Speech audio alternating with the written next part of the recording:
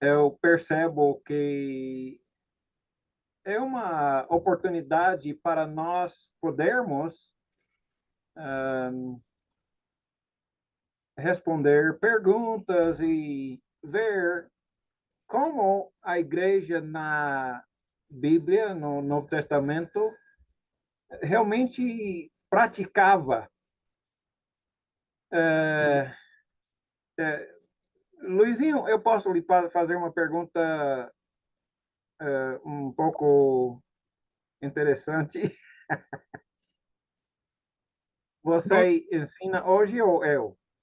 é você. Eu. A igreja É, bíblica, você parou no slide 31. isso. Nós estávamos falando a semana passada sobre a lição de que nós temos no Novo Testamento um padrão. Nós temos que entender, perceber, continuar fiel nesse padrão.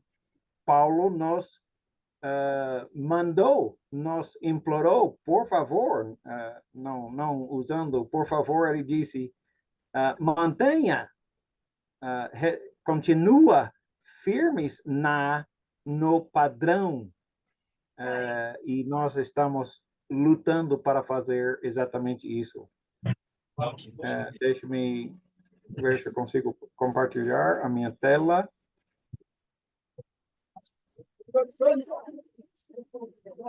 Estamos aqui vendo a lição. Calma. Eu não sei por que ele não... Deixa-me tentar outra vez. Pronto. Está vendo a tela toda agora? Estamos vendo. Ok. É, Opa, essa lição está em inglês. Não sei por quê. Deixa eu ver, eu acho que eu devo ter escolhido a lição errada.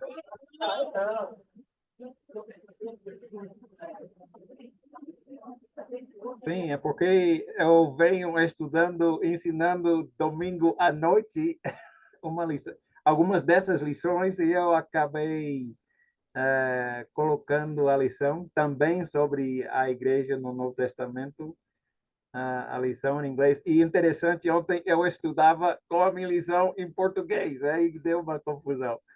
Deixe-me achar a igreja bíblica. Ah, eu vou ter que fazer uma busca aqui para achar a lição correta. Enquanto Timóteo procura aí, eu iria perguntar aos alunos se seria... Timóteo, para você ensinar assim melhor outro dia, seria melhor segunda-feira ou segunda-feira estaria bom? Não, seria possível, se for possível mudar, é melhor, mas eu vou estar viajando pelos próximos várias semanas. Ah, ok. Ok, achei. Ok.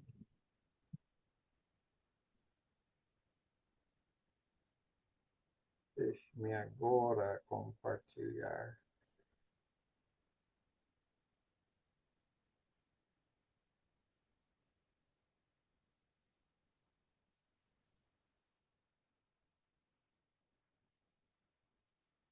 Que tal? Consegue botar em tela cheia?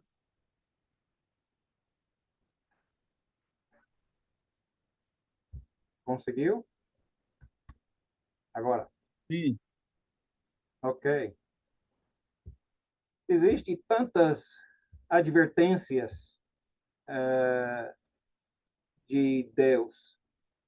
Deus dizendo, é necessário fazer assim, cuidado, né? Nos alertando a muitas dificuldades, problemas que vão surgir. Acautelai-vos de tal coisa. e muitas vezes ele fala sobre este tipo de advertências. Então, nós temos que fazer várias observações, por exemplo, como Jesus mesmo fala em Mateus capítulo 7 e versículo 13 em diante. Em versículo 13, Jesus começa a falar sobre a porta estreita. Entra pela porta estreita, pois larga é a porta, amplo o caminho que leva à perdição, e são muitos os que entram por ela.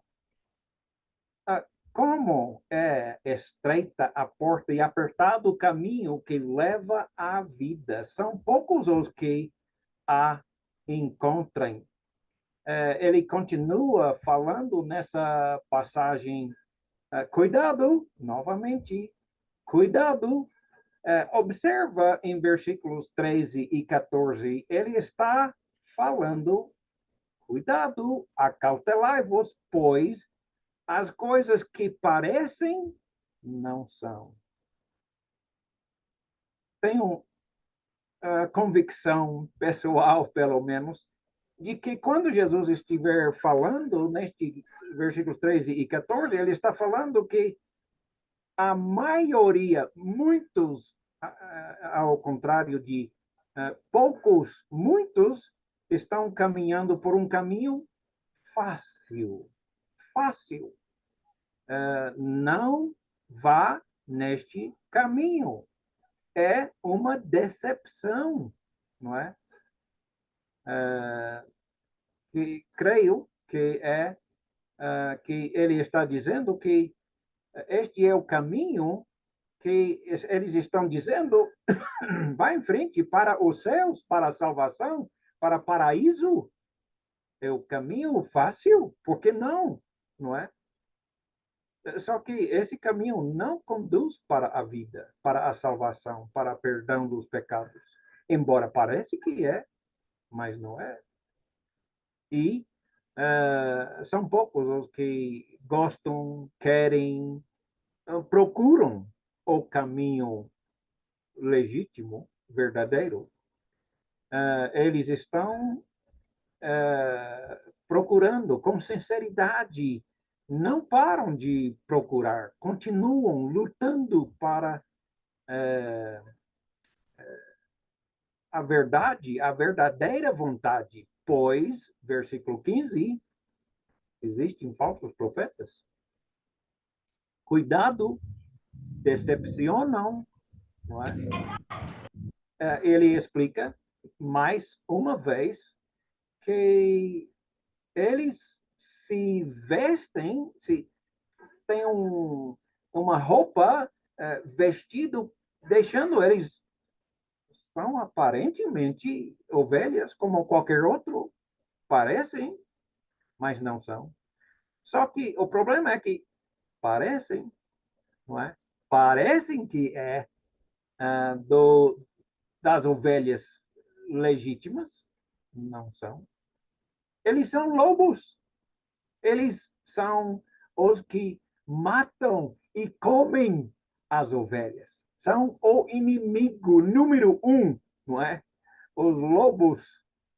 E como podemos, então, diferenciar, ver a diferença? Porque eles decepcionam. Parecem que são, mas não são, não é?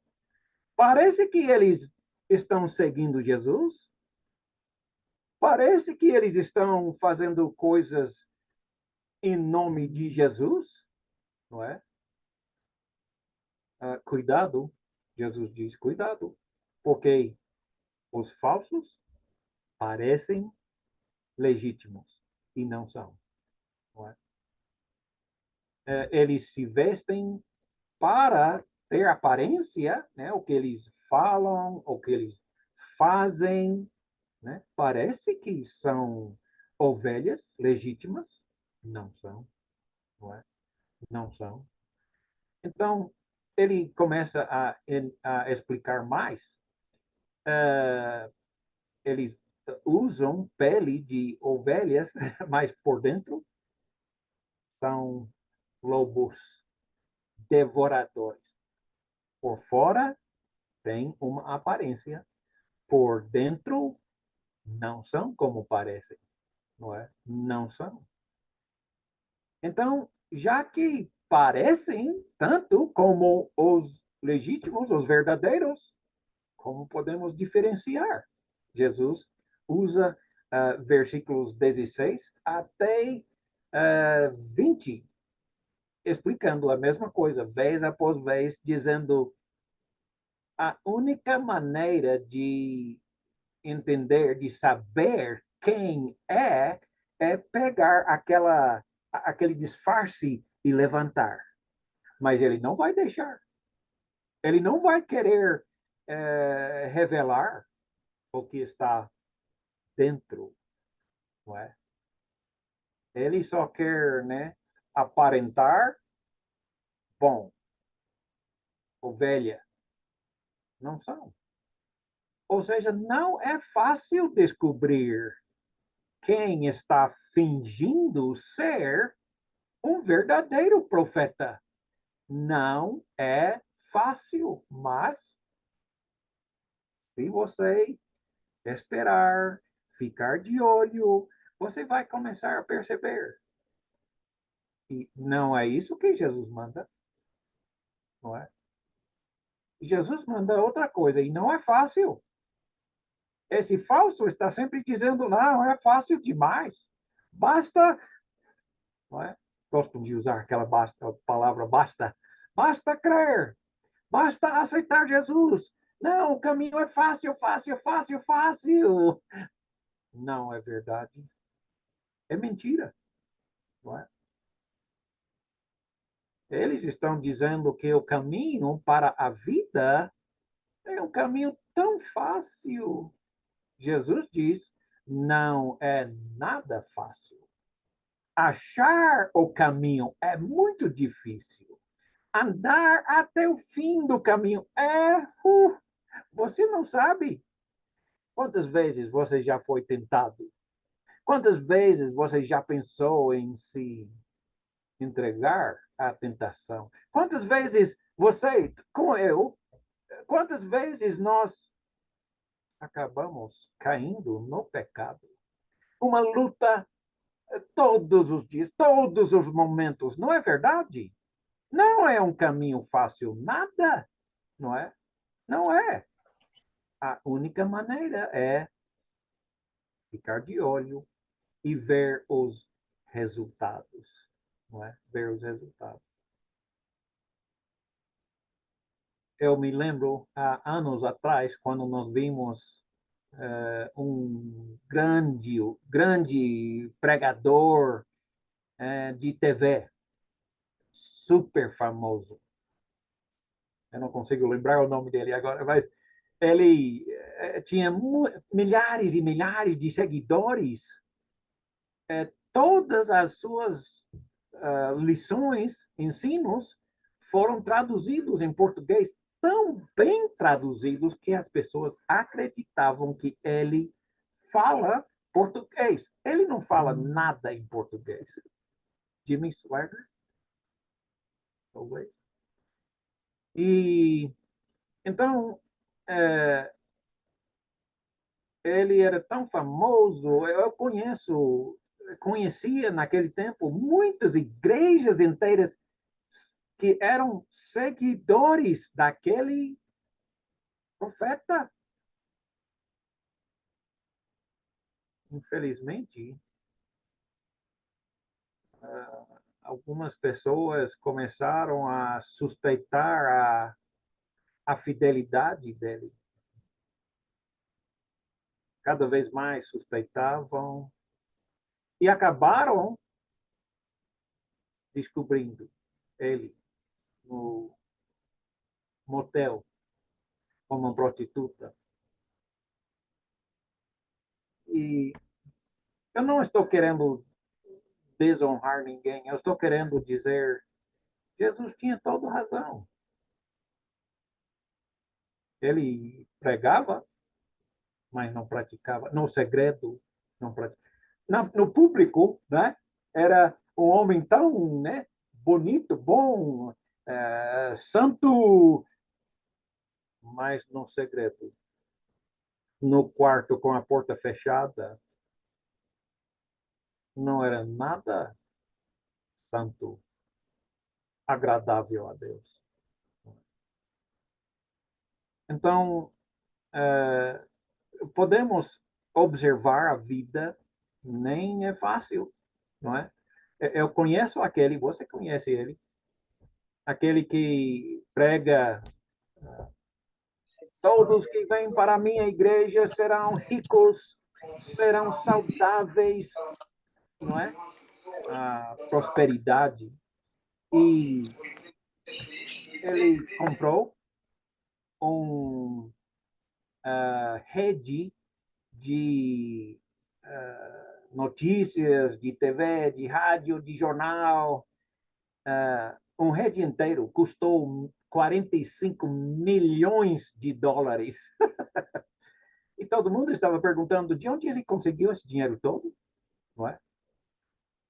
Bom, ele é o ladrão mais famoso do mundo que rouba em nome de Jesus dos mais pobres para enriquecer alguns dos mais ricos do mundo. Que vergonha! Que vergonha, não é?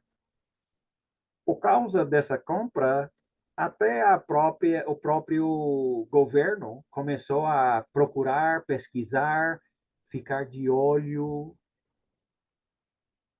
e acabou achando ele, junto com muitos dos seus líderes principais, num iate, um barco super chique, cheio de mulheres é, é, e bebida alcoólatra. Eu não sei, eu sei que é fácil ver, mas tem que procurar e procurar. Não é tão fácil achar, porque eles se escondem, porque é super vergonhoso para eles, não é? Ele diz, desculpa, ele diz que essa a imagem aqui, eu não sei se conseguiu ver uma um lobo vestido de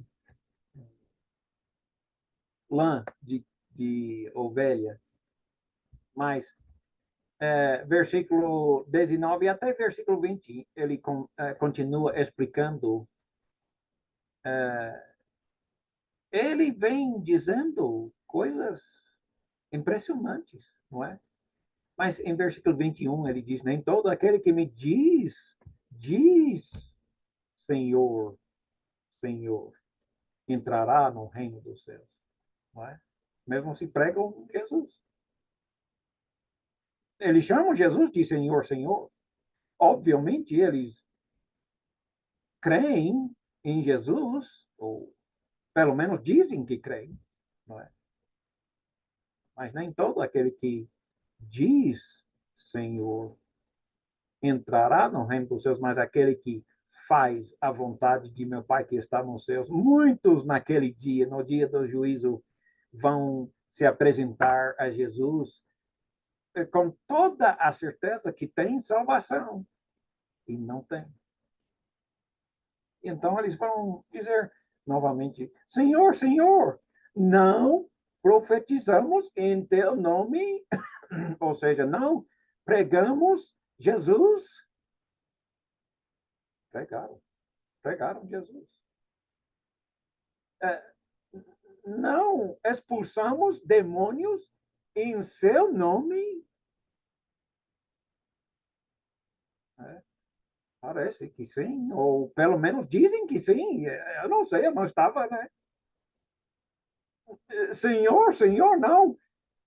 Fizemos grandes milagres em seu nome. E Jesus diz: eu vou responder claramente para eles. nunca os conheci. Afastem-se de mim, vocês que praticam o mal. No público, praticam as coisas boas. No esconderijo, não. Ah, será que Jesus consegue ver lá no esconderijo? Lá com a porta fechada e trancada? Ou lá com a porta fechada, ninguém está vendo, ninguém está ouvindo, mas eu vivo pecando? Talvez cometendo adultério no coração, não é? No de dentro. Por fora, bonito, de dentro, faz o quê? Pratica o quê? Não é? Procuram esconder, mas é fácil esconder se estiver só na nossa mente, não é? Só no coração praticamos pecados. Jesus conhece os nossos pecados, ele conhece o nosso esconderijo, ele conhece nossos pensamentos e nossos sentimentos, nossas emoções, que seja bom ou mal. Ele conhece perfeitamente, não é? Ele escuta cada pensamento, cada sentimento que passa pelo nosso coração. Afaste-se de mim, vocês que praticam o mal no esconderijo, não é? Eles têm uma espécie de fachada do lado que as pessoas veem, não é? Você tem percebido que no Velho Testamento era mais leis, faça isso, isso, isso, não faça aquilo, aquele outro, não é? Mas no Novo Testamento é mais enfatizando por dentro, não apenas por fora, as nossas ações, as pessoas que nos escutam, nos veem, não é? Mas o que está acontecendo dentro do nosso coração? Estamos falando aquelas palavras bonitas em nosso coração, dia e noite? Ou o que é que está passando em nossas mentes e corações? Ele continua em versículo 24: portanto, quem ouve essas minhas palavras e as praticam, não apenas dizem, não apenas ouvem, não é? Quem ouve as minhas palavras e as praticam. As duas são necessárias, iguais, mas um é um pouco escondível. Eu não sei se isso é uma palavra. Dá para esconder as nossas práticas no nosso esconderijo. Então, portanto, quem ouve as minhas palavras e as praticam é como um homem prudente. Ele constrói a sua casa sobre a rocha, não é? Essa mesma palavra na língua grega, Jesus diz: sobre essa rocha eu edificarei a minha igreja, né? Sobre essa pedra, ou seja, um fundamento. Ele vai, o fundamento de que ele é o rei, o Cristo, o filho do Deus vivo. E ele é como um homem prudente que constrói a sua casa bem feita. Vem dificuldades, vem sofrimento, vem as tempestades da vida, não é? O homem prudente, então ele vem recebendo chuvas, tempestades, os rios transbordam, os ventos estão soprando com força contra aquela casa e não cai.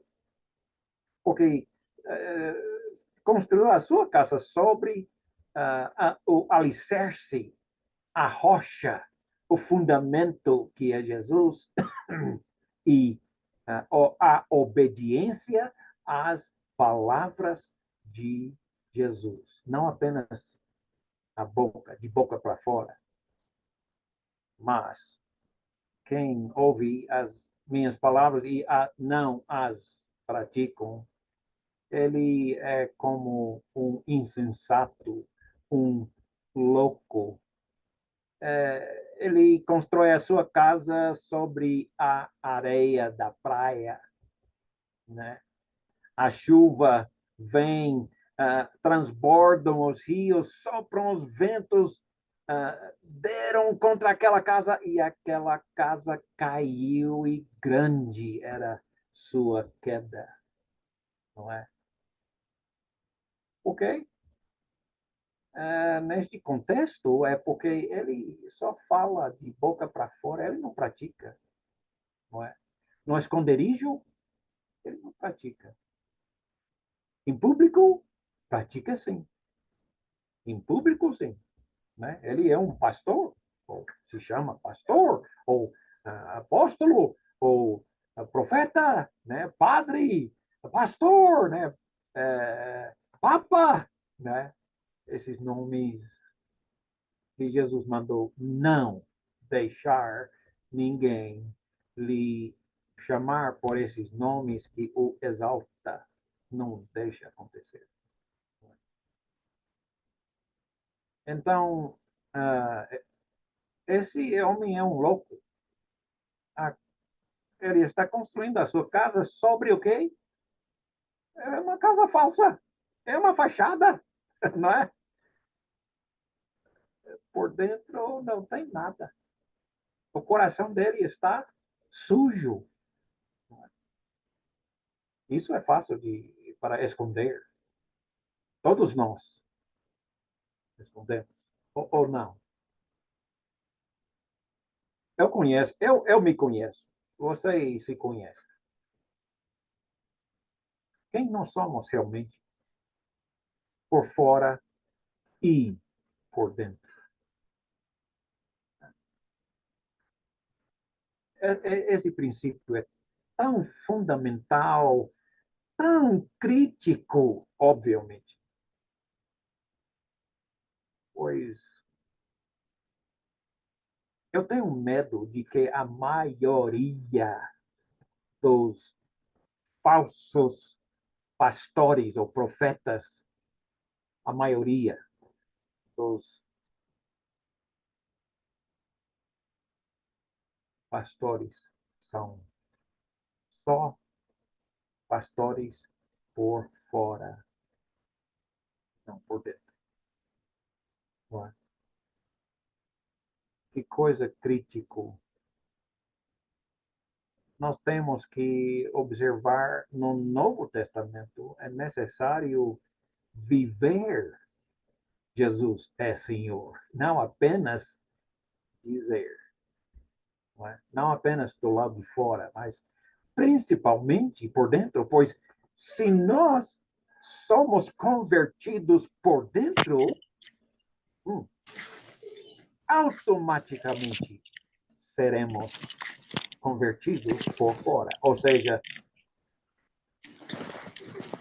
existe muitas pessoas, você conhece muito bem, você sabe muito bem disso, que são apenas convertidos a Jesus falsamente. Hipócritas, Jesus os chamou. Hipócritas. Fachadas só, não é? Olha ao lado, por trás da fachada e vê que está vazio, não tem nada aí. É só uma fachada. Por dentro, não tem nada. nós temos que tomar cuidado, pois muitos, creio eu, são simplesmente falsos. Não é fácil identificá-los. Eles se escondem bem, procuram esconder bem.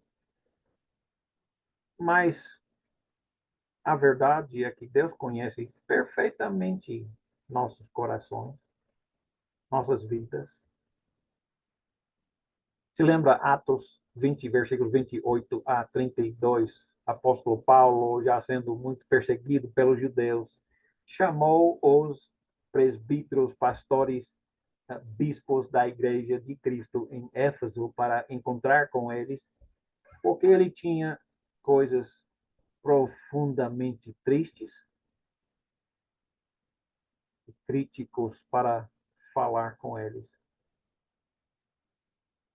Ele chamou eles a tomar cuidado, porque cuidem bem de vocês mesmos e de todo o rebanho sobre o qual o Espírito Santo os colocou como bispos, para pastorearem a igreja de Deus, tomar conta das almas da igreja de Deus. Esse é o trabalho, não é uma posição de exaltação, não. É um trabalho, responsabilidade muito grande.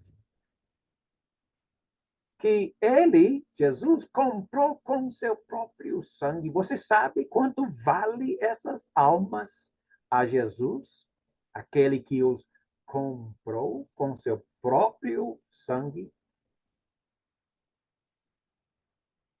Agora ele vai explicar por que é tão importante.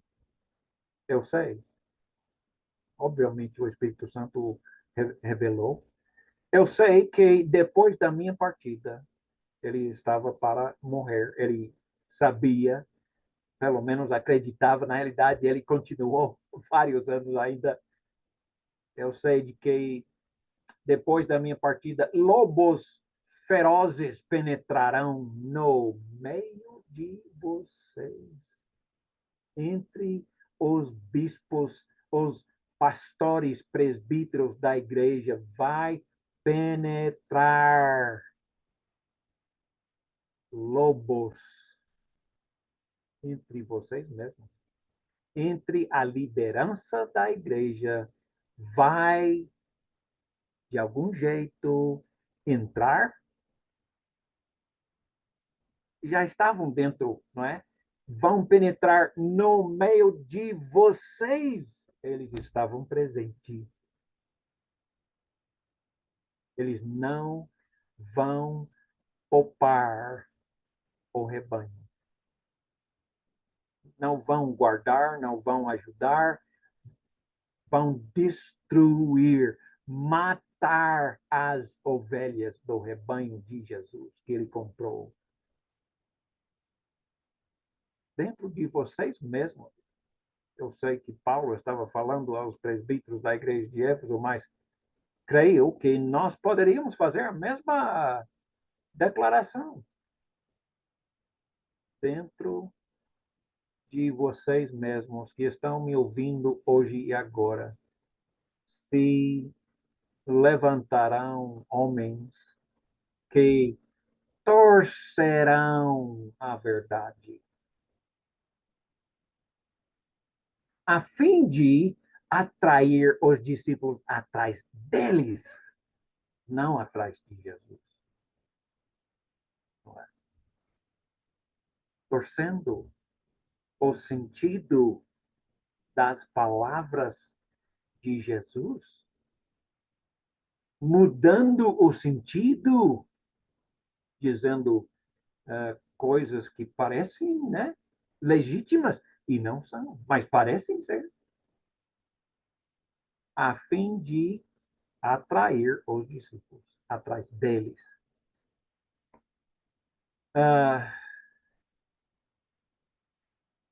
Por isso, vigiem irmãos, amigos, vigiem. Lembrem-se de que durante 3 anos eu jamais cessei de advertir cada um de vocês disto de noite e de dia com lágrimas, pois eu sei de que alguns de vocês vão começar a torcer a palavra de Deus. Paulo não parou. E talvez você está pensando, mas Timóteo, você já leu esses versículos todos para nós 2, 3, 4 vezes. Eu não posso pedir perdão por isso. É o que Paulo também fazia. Durante 3 anos, jamais cessei de dar advertência a cada um de vocês, dia e noite, com lágrimas. Agora, né, Paulo pensando que ia morrer. E, na realidade, ele seria levado, né, para a Roma e ficar preso lá por muitos anos e talvez ser solto ainda novamente. Mas Paulo era fiel, ele repetia. Eu estou dizendo, agora estou dizendo novamente, agora vou repetir, porque é bom, não é? Dia e noite com lágrimas, agora eu estou lhe entregando. Eu fiz tudo que eu podia fazer, agora eu estou lhe entregando a palavra de Deus. Eu, eu vou embora, né? Paulo dizia, eu vou deixar vocês nas mãos, no cuidado da palavra de Deus.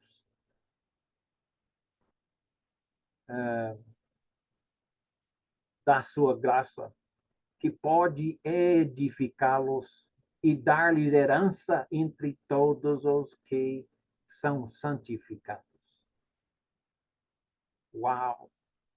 Eu quero eu gostaria tanto de enfatizar cada vez mais essa decepção, não é? Grande decepção. Paulo falou em 1 Timóteo 1, 3 a 7, partindo eu para Macedônia, roguei-lhe, Timóteo, por favor, continue lá em Éfeso para ordenar. Mas, Paulo, eu sou um jovem, como é que eu posso ordenar, mandar certas pessoas a não falar as mentiras, a não ensinar a doutrina falsa? Não é? Mas Paulo não parou de insistir, mandar. Timóteo, eu deixei você lá para ordenar certas pessoas a não mais, eles já estavam pregando, não mais ensinarem falsas doutrinas e que deixem de dar atenção a mitos, genealogias intermináveis. Deixe-me só dar uma ilustração dessas genealogias. Muitos estão discutindo e vêm discutindo esse mesmo problema de genealogias.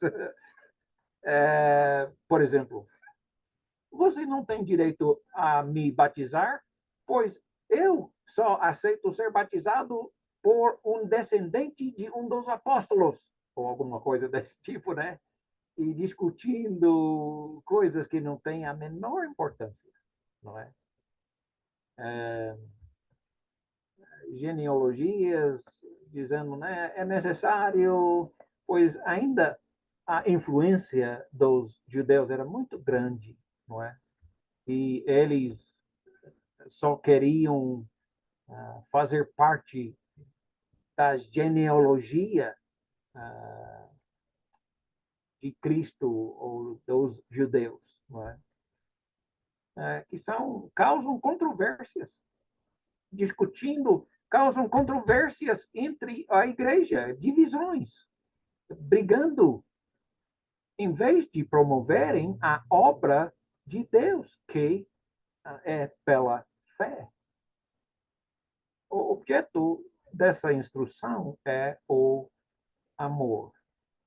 Amor que procede de um coração puro, coração por dentro, né? Um coração puro de uma boa consciência e de uma fé sincera. Eu não sei se você conhece pessoas que, eu não sei, parece que eles estão fingindo. A, a fé deles é raso, bem fino, nada profundo. O nosso objetivo não é fazer mal às pessoas, muito pelo contrário, é ordenar eles a parar de ensinar doutrinas falsas. Sim, isso com coragem, com poder e autoridade, não nossa, de Deus, não é? Sim, parece duro. Mas se nós estamos convertendo pessoas só por fora, o que adianta? Se por dentro são lobos, são fingidores, atores, não é? Fingindo ser quem não é, não é? Então nós queremos amar as pessoas. Eu sei que um pai que ama de verdade seu filho vai corrigi-lo, vai discipliná-lo, não é? Alguns se desviarão dessas coisas. Nós sabemos disso, nós vemos em todo ao nosso redor. A maioria estão deixando as coisas de Deus, deixando a palavra de Deus, torcendo a palavra de Deus para chamar os discípulos atrás deles e não atrás de Jesus.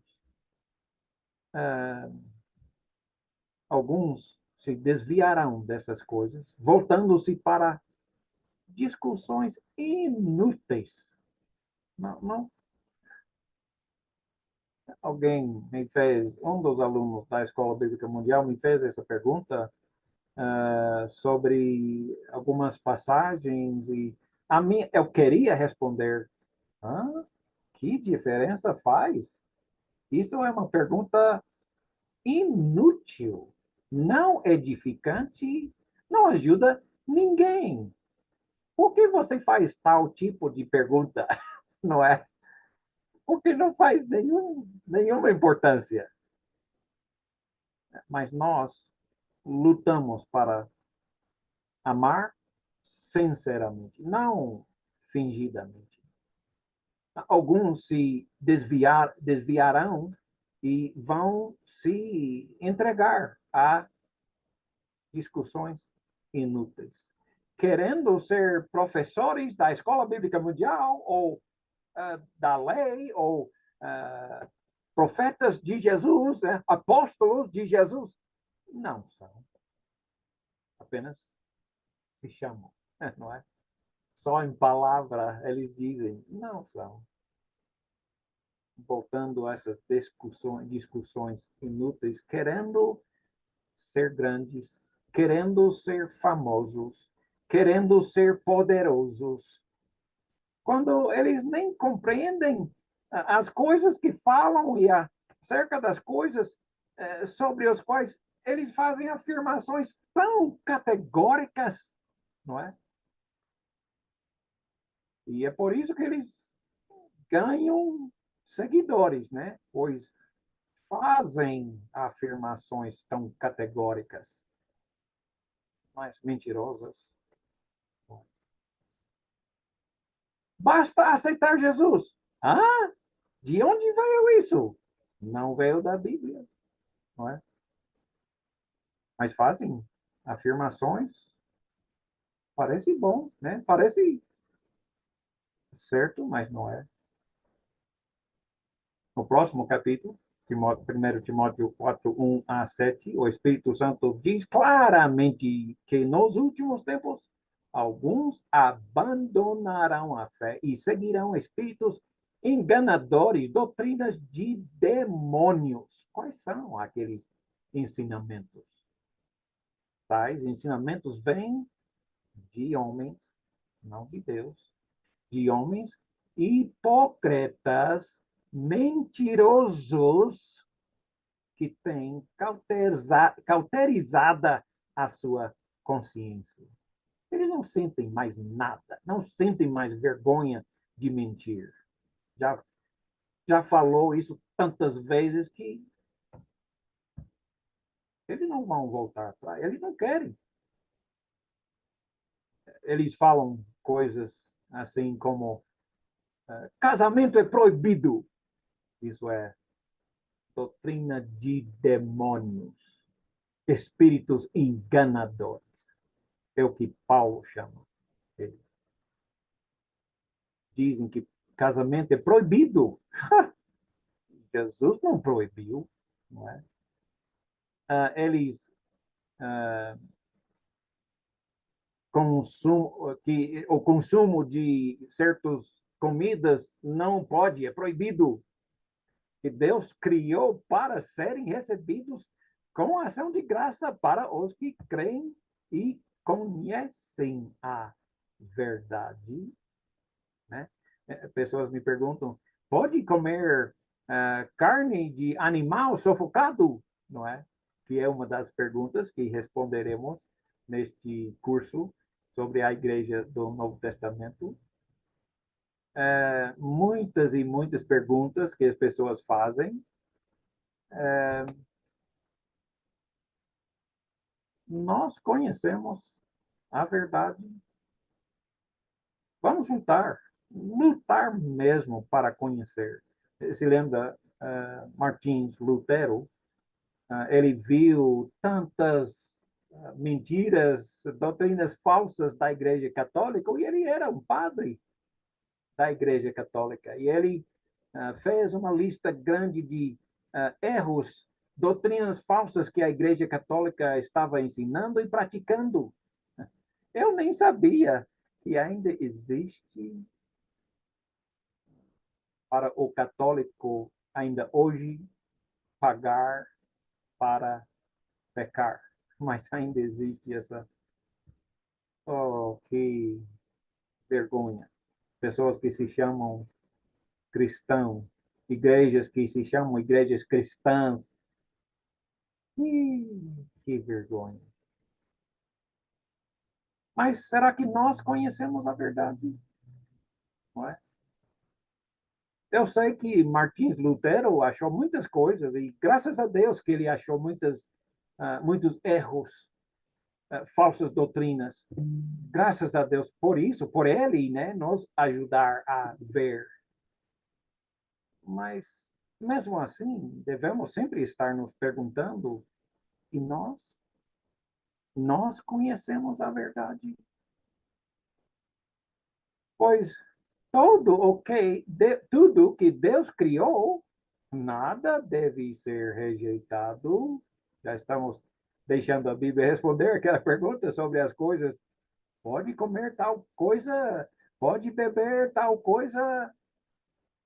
Ele abertamente já está respondendo. Pois tudo o que Deus criou é bom e nada deve ser rejeitado se for recebido com ação de graças, pois é santificado pela palavra de Deus, como acabamos de ler, e pela oração. Nós oramos a Deus. Muito obrigado, Pai, por este presunto que estamos comendo hoje, não é? Por exemplo. Então, se você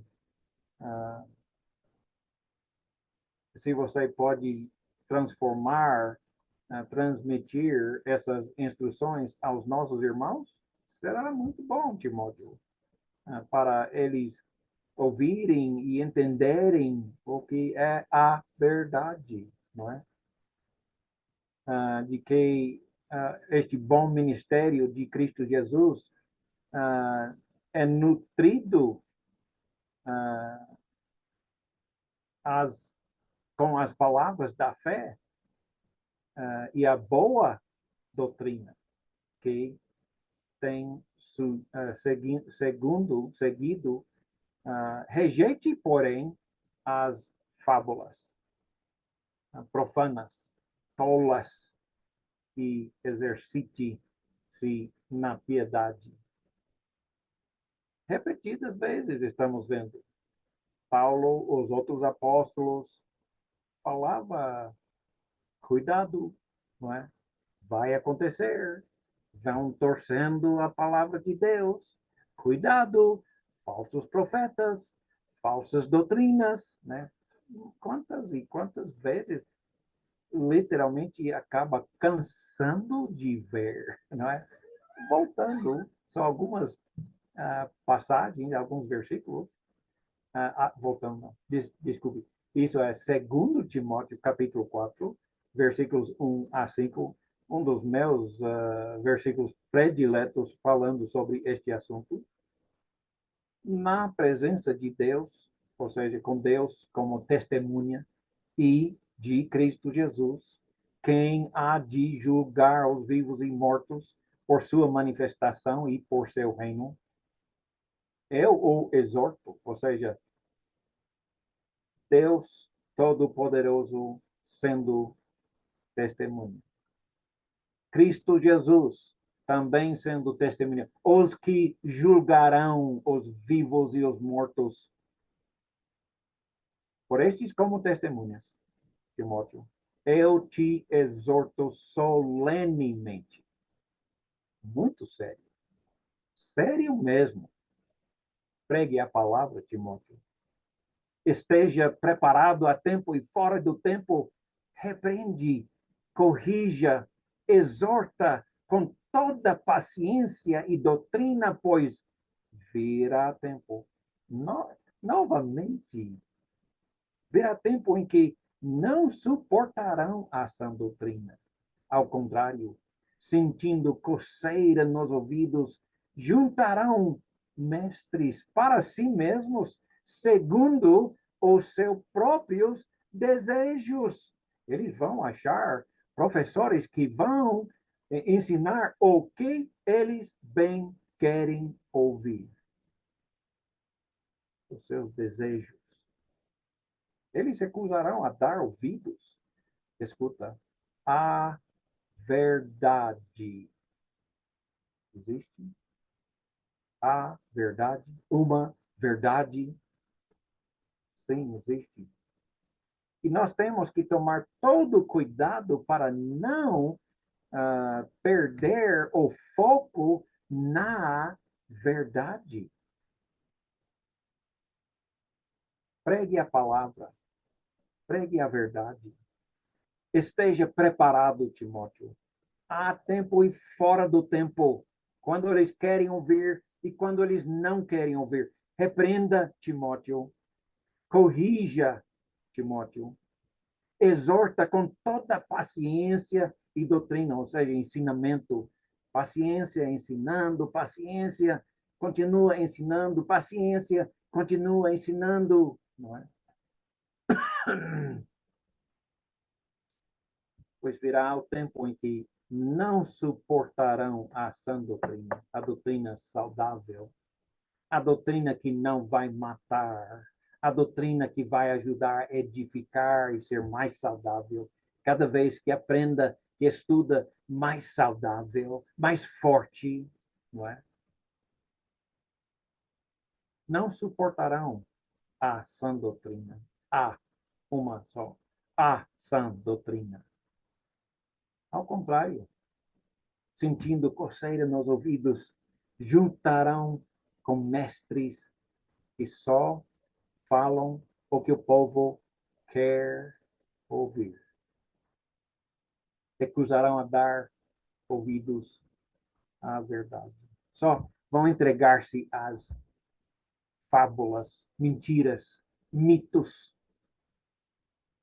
Você, porém, Seja moderado em tudo, equilibrado em tudo. Ou eu quero pregar uma sermão só sobre equilíbrio bíblico, não é? Moderado em tudo, suporte os sofrimentos. Se você prega a verdade, eles não vão gostar de você. Você não vai sempre atrair as maiores multidões, não. Aqueles que pregam o que o povo quer ouvir vai crescer muito mais. Se lembra? A maioria estão passando por aquele caminho fácil. O caminho difícil, são poucos que querem, que sinceramente buscam a palavra de Deus, a verdade, ou verdadeira vontade de Deus, não é?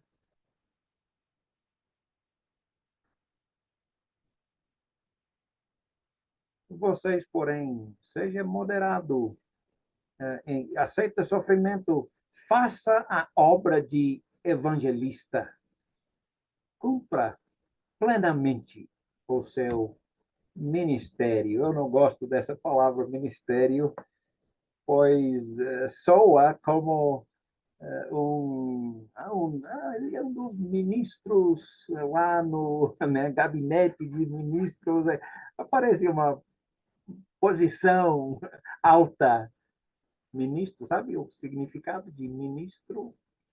São duas palavras, doulos, que significa escravos, e diáconos, diaconai, servos.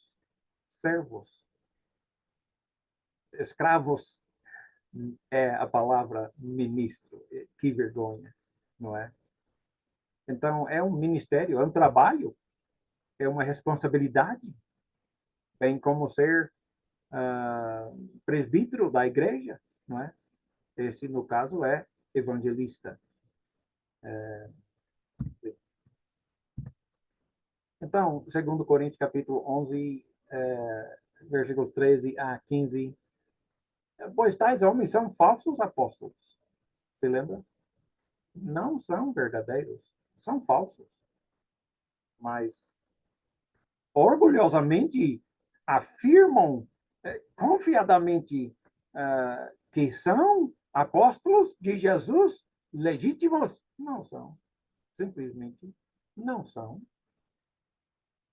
São obreiros enganadores, fingindo-se apóstolos de Cristo. Não são. Isto não é de admirar, pois o próprio Satanás se disfarça de anjo de luz, não é? Ele não vai enganar ninguém se aparece dizendo que venha me seguir, né? Eu sou o diabo, nós vamos para o inferno, passar eternidade no inferno queimando. Ninguém vai seguir.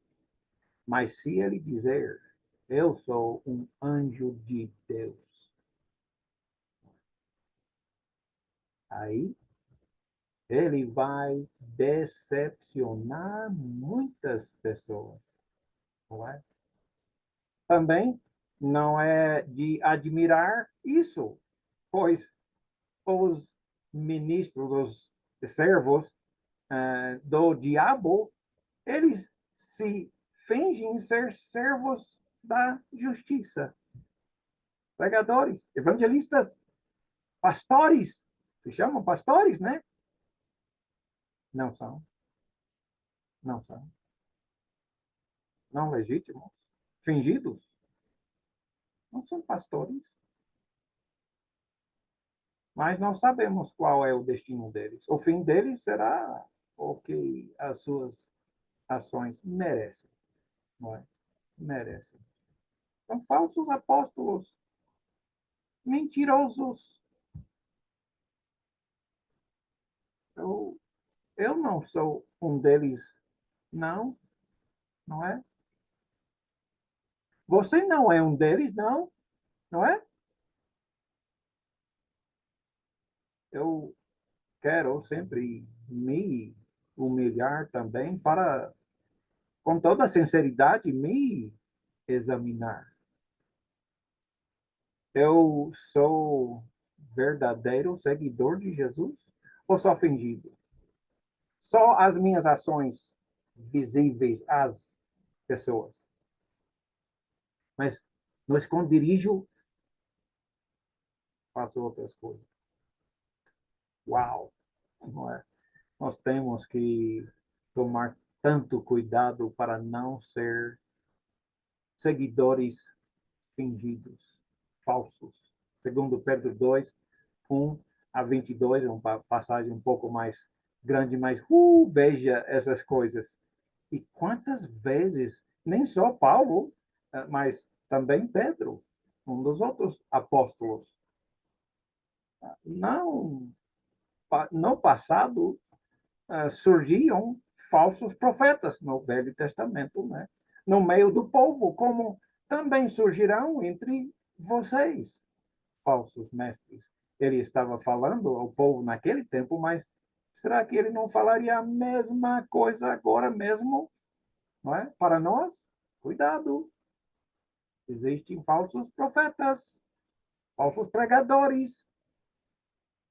Eles pregam e chegam até a negar o soberano que os resgatou, trazendo sobre si mesmos repentina destruição. Parece um pouco ofensivo ou morte, destruição, repentina destruição. Muitos seguirão os caminhos vergonhosos deles.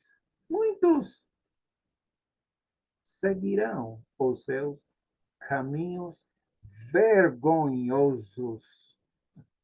Eu fico honestamente irado quando eu fico ouvindo de igrejas cristãs lideradas por homossexuais. Que vergonha! Que vergonha! Não é?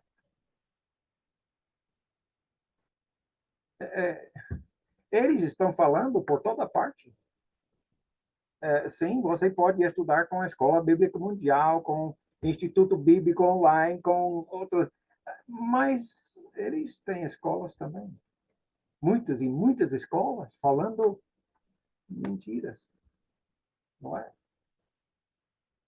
Eles têm muito, muito, muito mais pregadores do que os verdadeiros. Muitos e poucos, não é?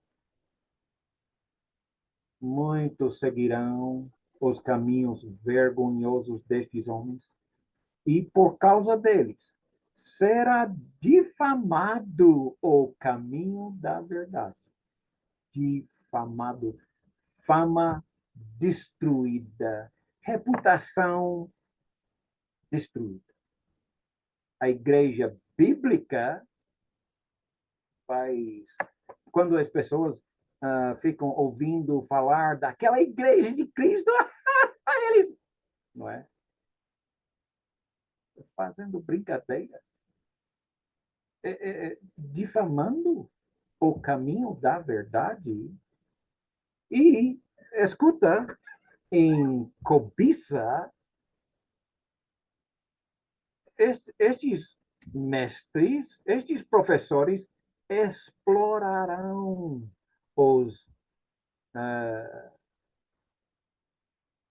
o povo inventando histórias, eles mesmos inventando o que não é, o que não existe, inventando, explorando. É obrigatório dar o dízimo, por exemplo, não é? Quando não é, bem, considere você mesmo inventando coisas. Há muito tempo a sua condenação paira sobre eles e a sua destruição não tarda, pois Deus não poupou os anjos que pecaram, mas os lançou no inferno, prendendo-os em abismos tenebrosos, a fim de serem reservados para o dia do juízo. Não é?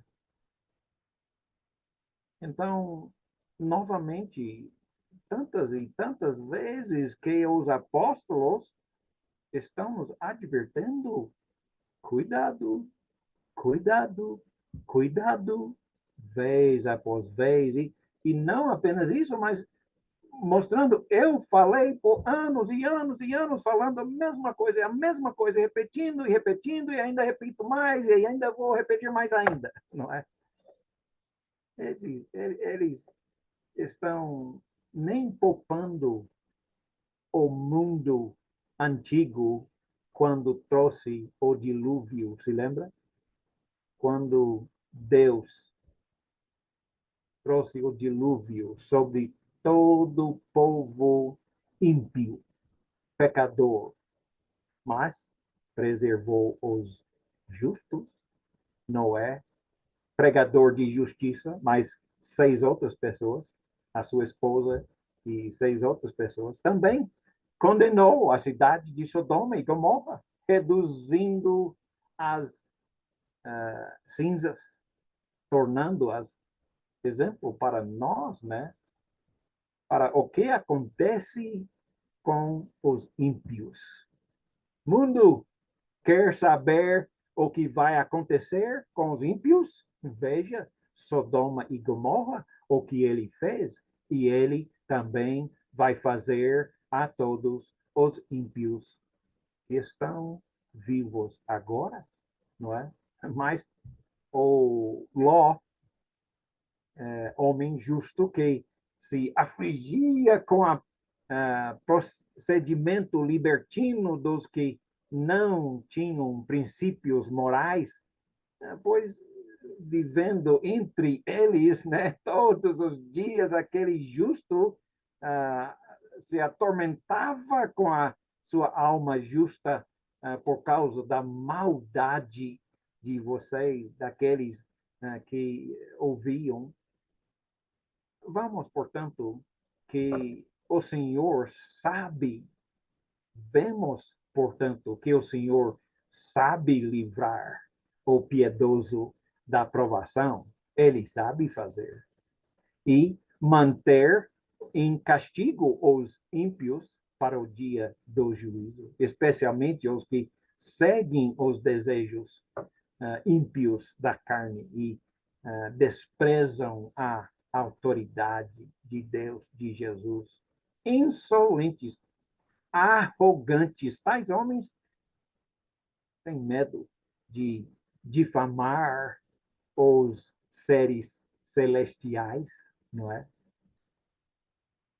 Contudo, tem os anjos, embora eles sendo maiores em força, em poder, fazem acusações injuriosas contra aqueles seres na presença do Senhor, mas pelo instinto nascidas para serem capturadas e destruídos, são corrompidos pela sua própria corrupção. Eles receberão retribuição justa no pleno dia, nódoas, são nódoas e manchas, regalando-se em seus prazeres adúlteros, nunca param de pecar, iludem os instáveis, têm o coração exercitado na ganância, enganar pessoas para os roubarem. Malditos, Pedro os chama pelo Espírito Santo. Eles abandonaram o caminho reto, se desviaram segundo o caminho de Balaão, filho de Beor, que amou o salário da injustiça mais do que a sua transgressão, foi repreendido por uma jumenta. Se lembra quando o jumenta o repreendeu? Um animal mudo que fala com voz de humana e refriou o insensatez do profeta. Deus mandou um jumento para repreender este profeta. Esses homens são fontes sem água,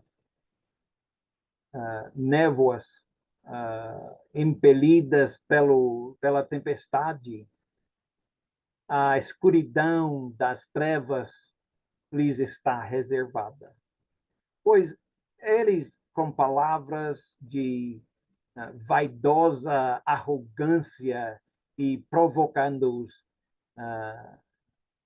de desejos libertinos da carne, seduzem os que estão quase conseguindo fugir daquelas tentações e pecados para viver no erro, prometendo-lhes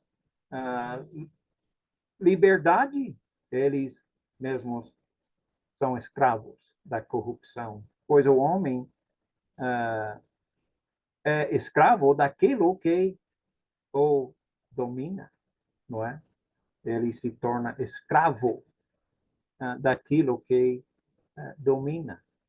Se tendo escapado das contaminações do mundo por meio do conhecimento do nosso Senhor e Salvador Jesus Cristo, encontrem-se novamente neles enredados e por eles dominados, estão em pior estado do que no princípio, não é?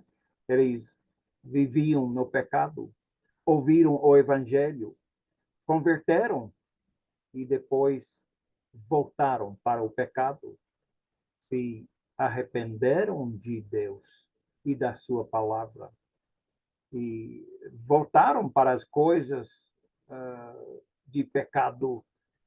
É muito difícil eles serem convertidos novamente para a justiça, não é? Confirma-se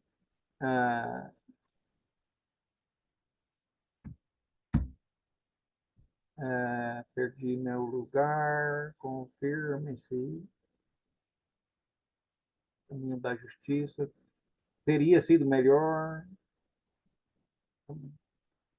foi transmitido, confirma-se neles que é verdadeiro o provérbio: o cão volta ao seu vômito. Que nojo, não é? E ainda a porca lavada, limpa, bonita, volta a se revolver-se na lamaçal, não é? Uau! Que pensamentos detestáveis, não é? A apostasia foi muito e muito e muito profetizado na Bíblia, tanto no Velho como no Novo Testamento, não é? E existe na nossa história toda.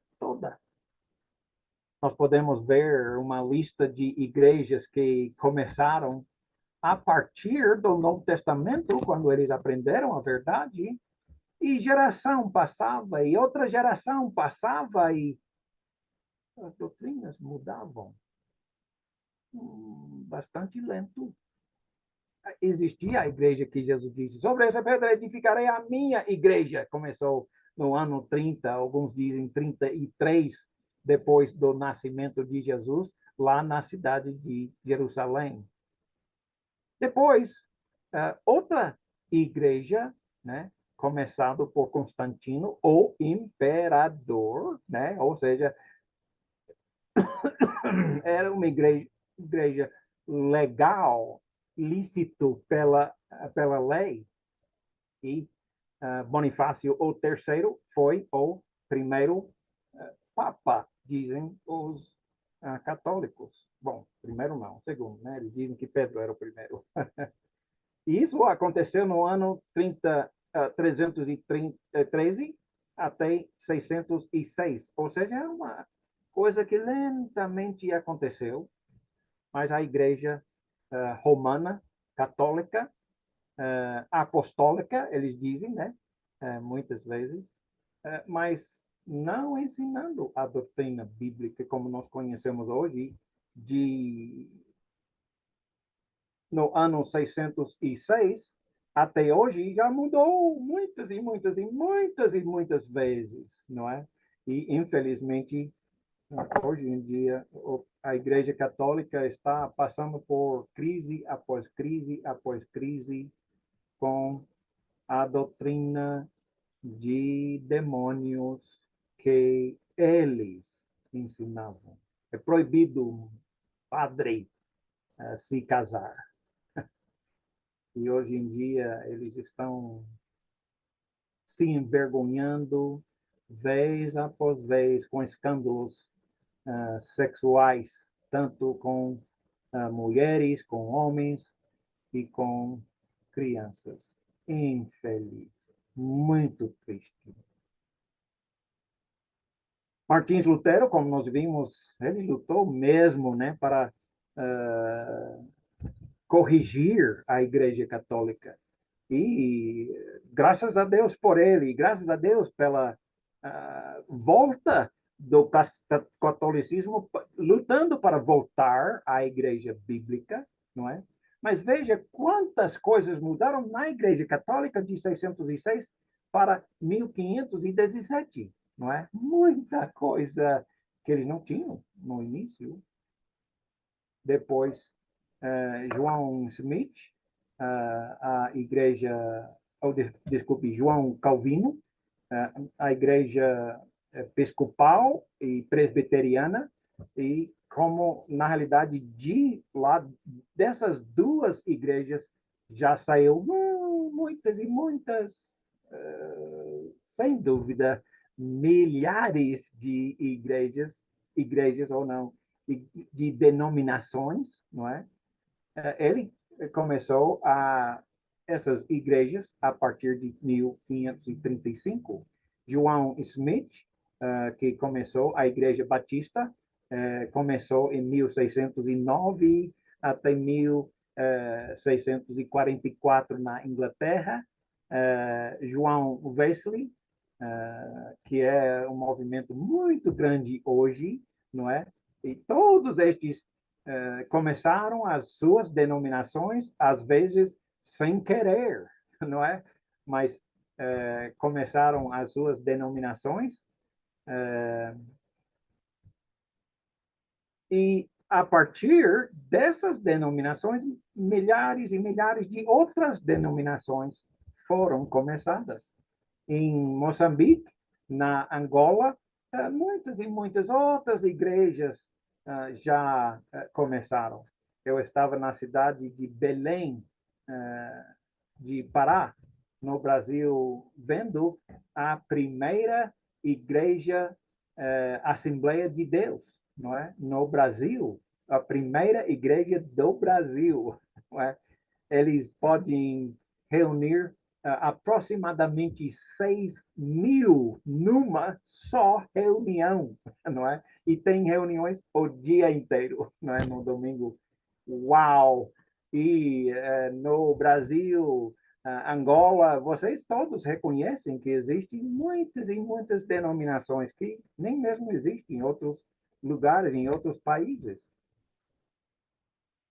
Então, a partir da reforma, muitas e muitas denominações consideradas, chamadas cristãs, foram surgindo e até hoje quantas e quantas igrejas. Eu vou parar aqui para ver se alguém tem perguntas e ver se nós podemos fazer um pequeno intervalo. Se você quiser fazer pergunta, pode abrir o seu microfone e fazer. E fique à vontade. Pai do senhor, irmão Timóteo. Paz, obrigado. Hum. Aqui é o irmão Salomão. Conheço você. Amém. Eu gostaria de saber, irmão Timóteo, a minha dúvida é a seguinte. Aí falou-se que a igreja começada lá, o slide aí, há uma parte aí que mostrou ano 30 depois de Cristo, uma coisa assim. E eu gostaria de saber, né? A dúvida não tem muito assim a respeito da aula, mas gostaria de saber que Jesus nasceu que ano e morreu que ano. Quando eles começaram a usar essa data, era uma data que só tinha um certo tanto de conhecimento naquele tempo, não é? Anos depois, séculos depois, eles descobriram que erraram. O erro, ninguém sabe exatamente. Erraram talvez 3 anos, alguns dizem 4, alguns dizem 5 anos de erro, ou seja, ou Jesus morreu no ano 33, a igreja dele começou no ano 33, ou 34, ou 35, não sabemos. E ah, quando estamos observando os valores de perguntas, eu não tenho toda a certeza que a resposta dessa pergunta tem influência em nossa salvação. Está entendendo essa colocação? Estou entendendo bem mesmo. Sofremos. As pessoas sempre nos perguntam, tanto na igreja, tanto nos estudos, procuram saber. Sim. Eu fui criado numa fazenda, e é uma fazenda antiga do Novo México, o estado dos Estados Unidos chamado Novo México. No estado existia índios, ou seja, o povo que existia antes de ser América, não é? E eram os donos. Hoje, naquela fazenda, existem os depósitos deles, as flechas deles, muitas e muitas coisas que podemos ver exatamente onde eles tinham uma tenda, um trilho para a próxima tenda e muita coisa. Agora, não sabemos quando aconteceu, que ano.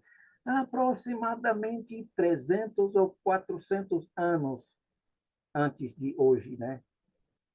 E Jesus, podemos ter toda a certeza sobre a data? Não sabemos. Nós não sabemos, não é? Nem de 300 anos. Sem dúvida, mais difícil 2.000 anos atrás, né? Então, nós temos que ser satisfeitos com a resposta. Nós não sabemos exatamente quando foi. Obrigado pela pergunta. Está bom. Muito obrigado. Nada. Mais alguma pergunta?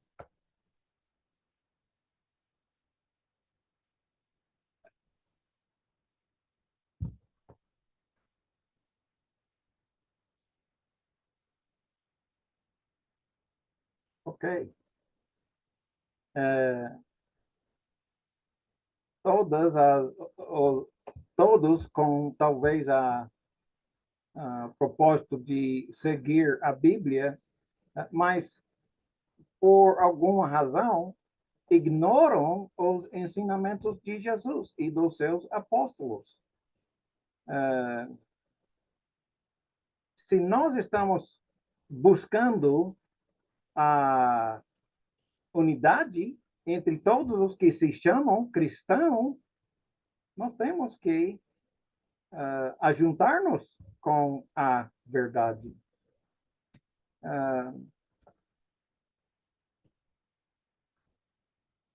Nós temos que lutar para a unidade. Por que aconteceu toda esta divisão? Até mesmo quando surgiu a proposta de reformar ou restaurar o cristianismo lá no século XVI, na reforma que se tornou conhecido por a reforma protestante, que nós estamos protestando, porque na realidade estávamos protestando e vamos protestar se tiver falsas doutrinas.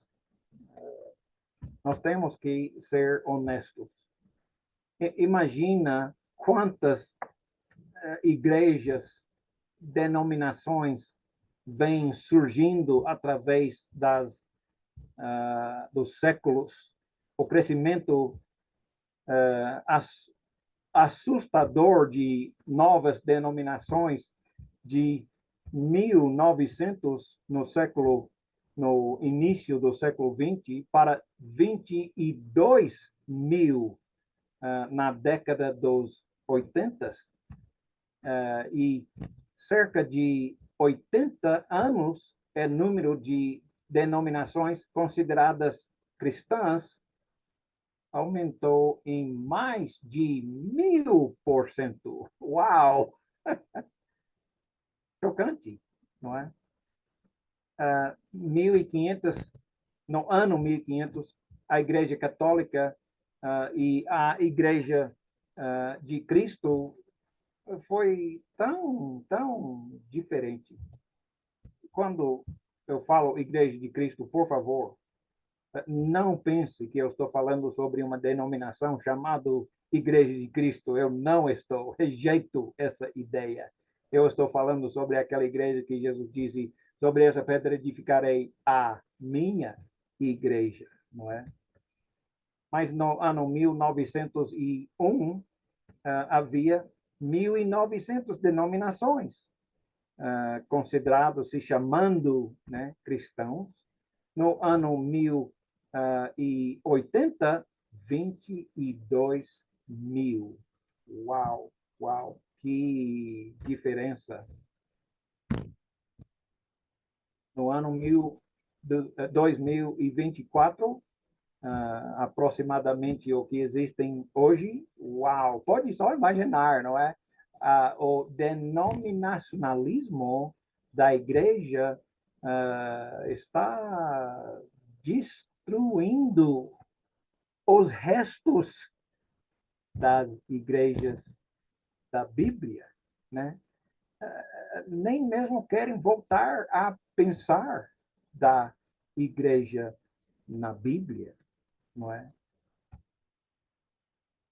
Eu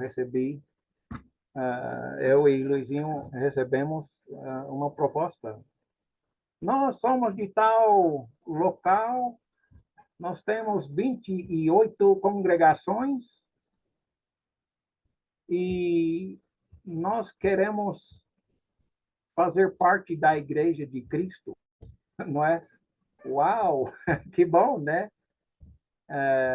Então, respondemos, bem, vamos fazer o seguinte, vamos sentar e estudar juntos, vamos estudar aquele curso Deixe a Bíblia Falar, não é? Depois, aquele outro curso, a Igreja no Novo Testamento, não é? E depois vamos voltar a conversar sobre isso. Então, nós temos que imaginar como é a Igreja da Bíblia e como nós podemos ser a Igreja da Bíblia. Hoje nós paramos nesse slide, número 48, e vamos continuar nesse ponto na próxima semana, se Deus permitir. Só que eu estarei na segunda-feira na Alasca. Eu não vou ter nem internet e nem telefone. Eu tenho medo, vamos ver. E depois vou para o Brasil e talvez no Brasil possa continuar. Vamos ver quando acontecer. Mas eu vou pedir para Luizinho ensinar no meu lugar a semana que vem, na segunda-feira, e continuar aqui no slide 48, se pode ser assim. Queria novamente pedir para você abrir o seu microfone se você tiver uma pergunta, até um comentário, seria bem-vindo. Pode ficar à vontade.